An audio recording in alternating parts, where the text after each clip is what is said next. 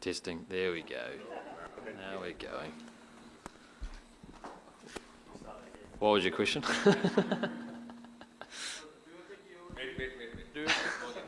Start again. So do you think that New Zealand would be third time lucky as well against India in the ICC event final? I mean, hopefully we're third time lucky, but no, I think, we know India are going to be a challenge tomorrow. They've been playing some very good cricket. They understand these conditions pretty well, but I think we've also been playing decent. Admittedly, obviously, slightly different conditions, but I think obviously having the run against India here a few days ago will definitely help us out, understanding the conditions a little bit better. But it is a knockout game, and I guess whoever turns up on the day could take home a trophy.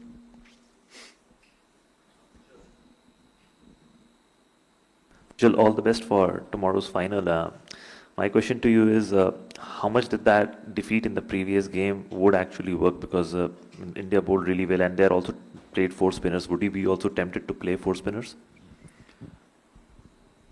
Yeah, I think it was obviously a challenging game. India played, very well. I think in terms of, I think we'll take, a bit of, we did a lot of good stuff in that game. Obviously, we came up against a good side and on a spinning wicket, especially second innings. So we'll learn from that. We know India are probably going to go in with the same team. So I guess we understand and guys will, I guess, be better for the run. But we know it's, it might be a different surface. It might play exactly the same. So I think we have to be ready and be adaptable for, what's coming. And it's like I said before, it's kind of just a one-off game. So whoever can turn up will be good. Here. It boils down to handling pressure. That's what they say. So talking about the final, have you learned any tricks from your captains you played under, like Kane or MS? Some tricks to handle pressure for this type of final? Yeah, I guess throughout my career I've played under some very good captains, obviously for New Zealand and overseas. I think it's easy to say that it's just another game. That's obviously not, but I think the way you approach it has to be the same. We've just, we're doing a lot of good stuff this tournament. We're just trying to progress and build on the things that we've been doing as a team and keep trying to take this team forward. It's obviously on the bigger stage tomorrow, but I think, the guys will go in with confidence, try to keep it pretty relaxed, an environment thing, and just let the guys go out there and have some freedom and enjoy it. It's, I guess it's, some guys have been there before, some guys are playing their first ICC event and to make it to a final, so it's, I think everyone's in different shoes, but I guess from my point of view, it's trying to just make it pretty relaxed, make it pretty calm, and go out there and enjoy it and see what happens.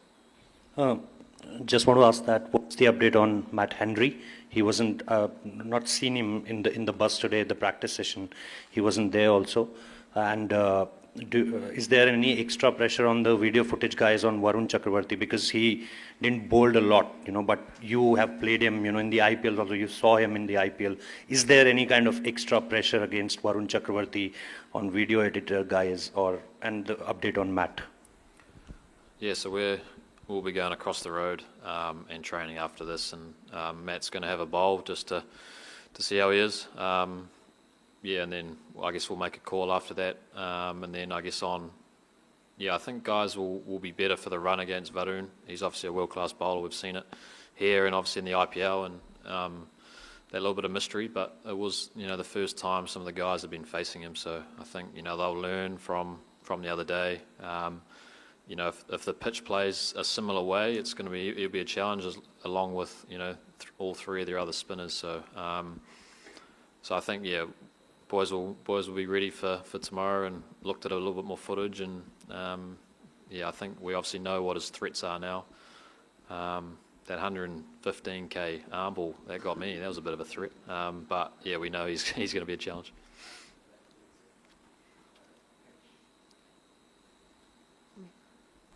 Mitch, the you'll be aware that David Miller said that he'd be supporting you guys tomorrow after the semi-final. India are obviously going to have a lot of fans supporting them here as well as elsewhere in the world, but do you just sense at all that the wider cricketing world might be backing you? I don't know. I guess you kind of build relationships with these guys. Like I've played with Davey in a couple of tournaments, and I guess that's the beauty of the franchise world is you get to see guys. Well, you play against guys a lot, but you get to share dressing rooms with some of the greats and a few of the boys on the circuit around the world. So you get to form kind of good relationships with people, and yeah, I can't imagine there'll be too many black shirts out there tomorrow. But I guess we have the country behind us back at home.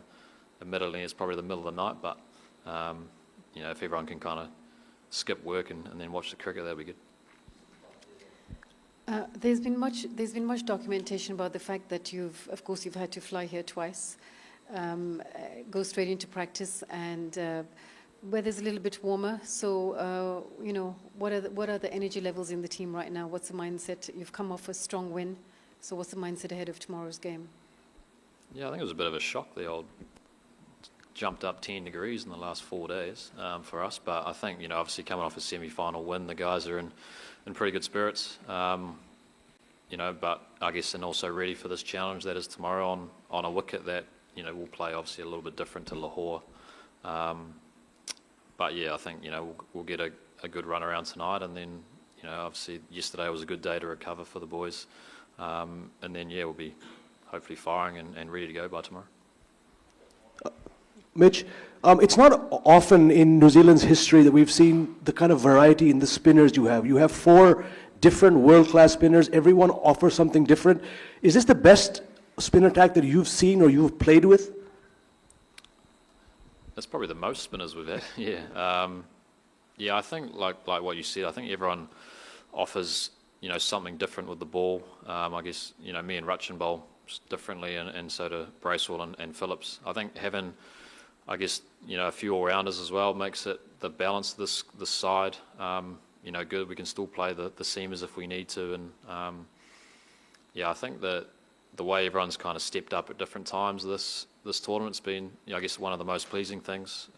We've seen Phillips do it with the bat and in the field, but he's obviously taken some pretty key wickets this tournament, and obviously Rachin's spell the other day was awesome as well. So I know we've got obviously a few spin options, and so do India, so we'll see. Mitch, New Zealand in recent times have been always in the business end of tournaments, but you've not been able to clear the final hurdle. Just tell me, how important a win for this will do for the cricketing ecosystem back home, especially now you've lost someone like the experience like Saudi and Bolt. So for inspiring the next generation of New Zealand cricketers, how important a big white ball win will do for New Zealand cricket? Yeah, I mean, that would be nice. I think obviously going into this tournament, we had a bit of a tough start with a few injuries, but I think the mix of experience and then a few younger boys in this group is, I think I think all we asked for at the start was, all buy into a way of how we want to approach cricket on and off the field, and we've been playing some good cricket, and may it continue, but I think you have to just try to treat it as another chance against a very good opposition. I mean, you get to the business ends of these tournaments, and your first goal was to make playoffs, and but going to a final, it's whoever can kind of stand up on the day, and I think the way we kind of go about it is not trying to get, I guess, overruled by the occasion, and that's kind of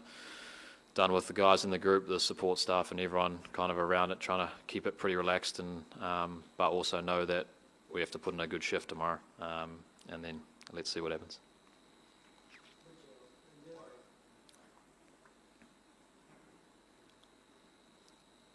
India's batters are also good players of spin bowling, and you achieved a fair bit of success against them, especially in the Test match in Pune last year. So, generally, what are your plans when you bowl to them? I mean, the Shreyas Iyer is a good player of spin. Virat is hugely experienced, and so how do you go about tackling India's batters? Yeah, I think it's, we obviously have our plans for most players, but I guess it's kind of dictated on the surface a little bit. I think we talk about a lot as a unit as, adapting as quick as we can to what pace and what works on that surface. I guess the other night it was a little bit of a change of pace, being a little bit slow off the surface. I felt like you had to really get it into a good length for a period of time against good players, and try, I guess, build pressure through dots and false shots. And then I guess we saw in the second innings where there was a little bit more turn. I think as a bowler, it kind of makes it a little bit easier. You just kind of, bowl that ball the same spot for a long time, and hopefully it spins, and hopefully, one might skid. So I think, we speak about a lot as bowling partnerships, not just spinners, obviously, as seamers, and trying to, I guess, build the pressure through the middle with dots. And, we know these guys are very good players of spin, so trying to, whether it's slightly different fields, whether it's a variation of pace, trying to, get wickets through, I guess, pressure versus, I don't think it'll be a wicket where, you're going to spin any teams out, especially if they're good players of spin. Yeah. Mitchell here. No matter what happened the other night, is it fair to say that New Zealand have among the best players of spin in the middle order in this tournament? And if that is the case, how much confidence does it give you? Yeah, I think we were challenged, especially in the middle overs through spin. I think we, we're hanging in there for a good period of time, and then, I think I think when you see like you lose wickets in clumps, it's obviously tough to come back from. I think, but I think the credit to all four of their spinners the other night. They all bowled, extremely well. Obviously Varun took most of the treats, but I think the way Axar and Jadeja denied us for a long time, and so it might be something similar again on a slow wicket where it's, if you can kind of just rotate and hit the odd bad ball away, get yourself up to a decent score, and then I guess on the flip side of us with the ball, it's the same. It's trying to build pressure for a long period of time and produce kind of a false shot. But I think through the middle, like you said, we've got some good players of spin, and it's it's about them trying to just play their games, and whether it's get your broom out and sweep, or it's use your feet, or I guess we kind of give our players the freedom to play their own way. Mitch, this has been an interesting venue when it comes to how the ball behaves under lights. In some of the matches we have seen the ball was slow, it was slowed down, the wicket slowed down. But in the last game against Australia, we've seen ball was coming onto the bat fairly well. India have lost all the 4 tosses, but they have managed to win all 4 matches. So just wanted to know, is it a good toss to lose at this particular venue? Well, it looks like a good toss to lose for Rohit because they keep winning. But yeah, I think even our pitch played slightly different to the semi-final wicket. So I think it's whatever you end up doing, you just have to do it well for a period of time. I think Aussie, we're probably on track to score a few more runs, but they keep trying to take wickets through the middle, and then India will be able to squeeze them back to that kind of 260, and then I guess the master of a chase, Kohli, kind of helped that out. So I think it's whatever you end up doing, it's trying to do it well for obviously a long period of time, and hopefully if we win a toss, we'll see what happens. But I think we've kind of got to be ready for it to be either very similar to our game or a little bit different. So, and it's finding out what works with both bat and ball for a long time. Mitch, given the conditions here, there may not be a 350 here, and you guys have played the Indian spinners already. And also most of you, or maybe all of you, have played test cricket. So that should help negotiate the Indian spinners and play like that technique. Yeah, I think we have to kind of go in with an open mind of how the pitch will play, and then, adjust accordingly. Get those comms back to the groups, what you think a good score is. I think we obviously, it could be a 300 wicket. We don't know, I guess, yet, but it could also be a 250 kind of winning score. So it's, and that's, I think you can lose the game in the power play with the bat, but I think we've seen throughout this tournament, if you can kind of, guys can come back from, if they keep wickets in hand, and then you can really set up a death phase with the bat. So I think, you know, there will be periods throughout this game on both sides where you're under pressure for a period of time, but if you can kind of withstand that and get through it, you know, it might get easier. So that's, you know, I guess what we can hope for, especially the batters. It's, you know, if India are going to bowl well in periods, and it's just trying to withstand that the best you can, and then finding a time to put the pressure back on their bowlers.